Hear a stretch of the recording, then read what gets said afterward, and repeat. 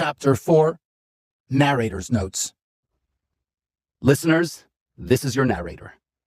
I finished the read and went to see the guys for a smoke break. There was a lot to break down and discuss amongst ourselves.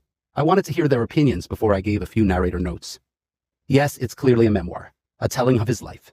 We are fascinated by his youth and his stories and his path to maturity. It all sounds great and powerful, but we as scientists were far more interested in these genetic gifts. And he makes it clear to us, believe it or not, he doesn't care. Because this book is written for his sons, not for us AJs.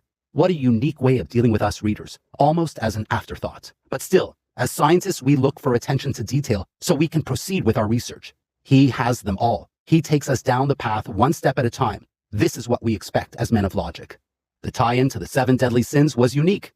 And we want to believe his yoga mantra helped him discover brighter Lumi colors. We especially want to believe that he could sense orgasms. But can we? We are like you, just average Joes. We certainly want this power. What man would not?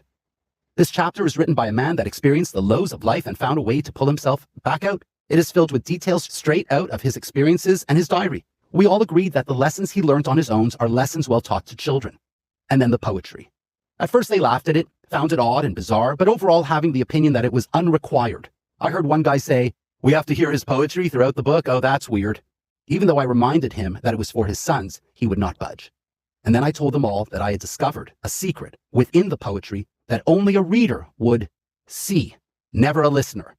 And suddenly they got very interested and wanted to know what I discovered. I will tell you what I told them. Maybe after the next poem, let me validate something.